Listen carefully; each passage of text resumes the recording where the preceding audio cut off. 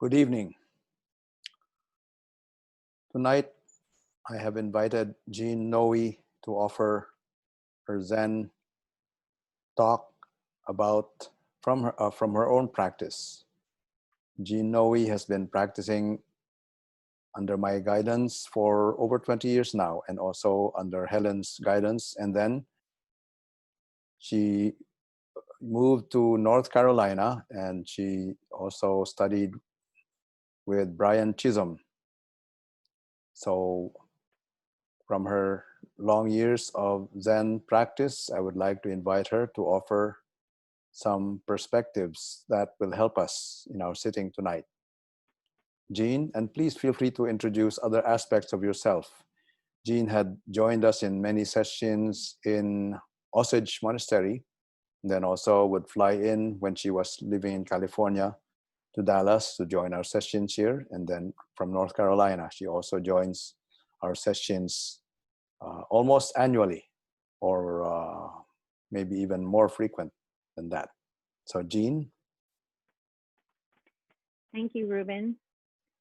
And being able to speak to the Sangha is a real privilege. So I really appreciate this opportunity. I've enjoyed hearing from other folks within the group as well. As Ruben mentioned, I started my practice in the late 1990s, and I started with a 4-day silent meditation retreat, which is not something I recommend when others ask me how to start. I was practically hyperventilating that first day. But after that first weekend, I was hooked, and I knew I wanted to continue with this practice. And as Ruben mentioned, I attended sessions 2, sometimes 3 times a year since that first time. But it took me many years to develop a daily meditation practice, which I've now had for, I would say, at least 10 years. And I'm motivated in my practice. I think the primary motivation I have is a deep desire to awaken to my true nature.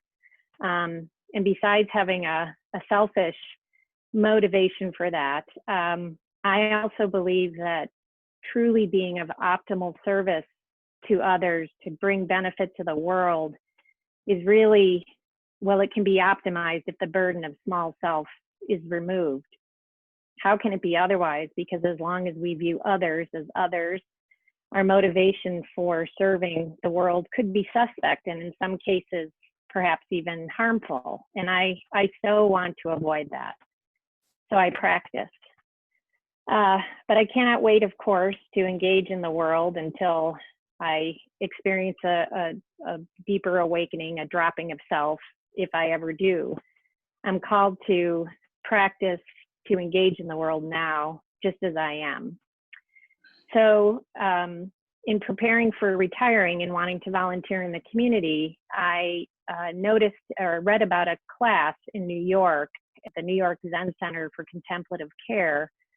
And it was a class that I thought could perhaps give me some practical tools to help me maximize benefit and minimize harm if I took my Zen practice out into the world, which is what I really wanted to do.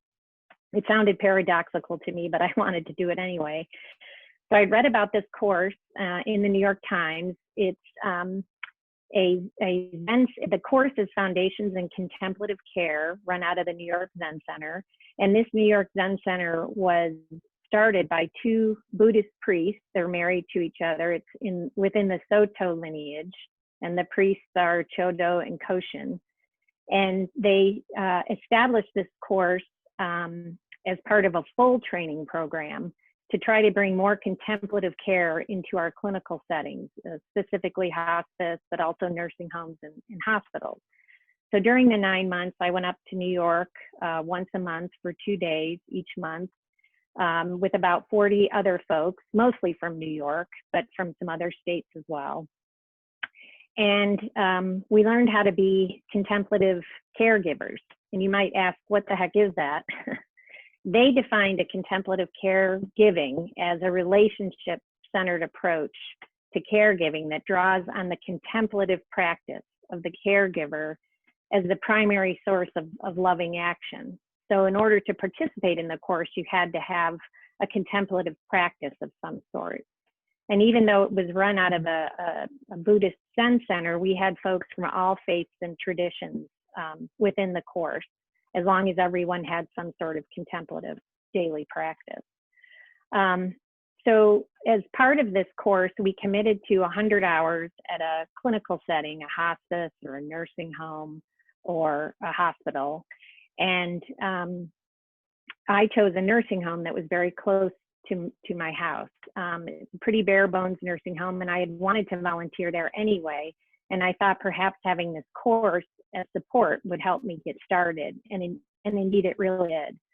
And right up front, they told us that in order to really authentically care for others, that was directly related to how clear we were about our own true nature. So it really tied in well with our Zen practice.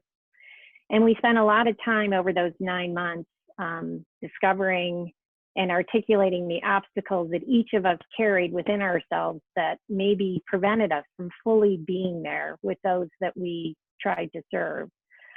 So I did find that this course really helped me when I started out at the nursing home. We had discussions, Dharma talks, written case studies, monthly reflections. It was quite challenging, but it was very helpful to go from the nursing home back to my class and discuss different experiences that I had and to get some help and support from the rest of my class and from the teachers.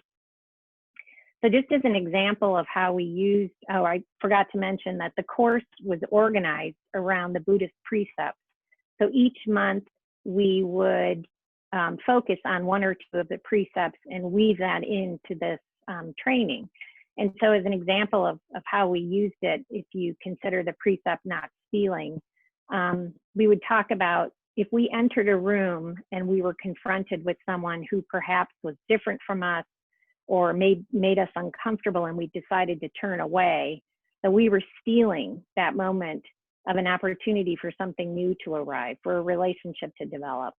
Or if I walked into a room with biases and perhaps value judgments, then I was stealing the identity of that person. I wasn't really letting that identity unfold and a relationship to develop. So that's an example of how we use the precepts in the course.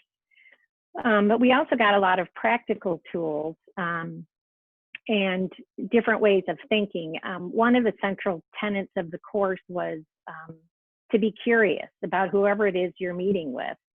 And Koshin, one of the teachers, used to say, do you like carrots? And it was a way to prompt us to think about those things when we met someone, to be interested in everything about them. And I heard a quote just recently that sort of reframed this for me. The quote was, curiosity is the most intelligent way to poise the mind. Because when we're curious, we're protected from belief and doubt. I'd never really thought about it that way before. But that's really true. If you're curious, you're not bringing in your own value judgments. And I really understand why that was so important. And we learned many other practical things, like how we walk into the room was important. How we sat down with a resident was important. How we introduced ourselves, every little thing. And if we were feeling particularly nervous, we were taught to, instead of saying, boy, I'm really nervous, we were taught to think of it as, there's nervousness in this room. And that brings the focus away from yourself and towards the person that you're a care partner of. I found that very helpful. And I continued it up until the pandemic when I was still at the nursing home. So back to my primary motivation for practice, to wake up. We heard from David Lloyd, the Zen teacher, a couple weeks ago about the importance of the iterative process between our engagement with the world and our time on the cushion, and that both really serve to wake us up. And I heard an interview recently from a Tibetan Buddhist teacher, Elizabeth Mattis Namgyal, who really eloquently spoke to this issue when she said, the biggest fear of the Bodhisattva is to be separate from the world of suffering. And not that any of us wish suffering on anyone else, but we have to be able to be touched by suffering. We need heartbreak to wake us up, to be able to connect with others, to be able to express tenderness and empathize. And when I heard that, it really brought home my experiences at the nursing home. Because if you can walk into a bare bones nursing home and not have your heart broken, well, I just don't know that that's possible. And so I realized this nursing home really is serving to help wake me up. And I'm so grateful for it. Of course, I can't visit folks now since the pandemic. And I don't know when I'm going to be able to go back, but I will go back. And when I do, even just preparing this talk just helps remind me why I'm there and how it's helping me. And I'm so grateful to the folks at this nursing home too for helping me to wake up just as my time on the cushion does. So thank you very much.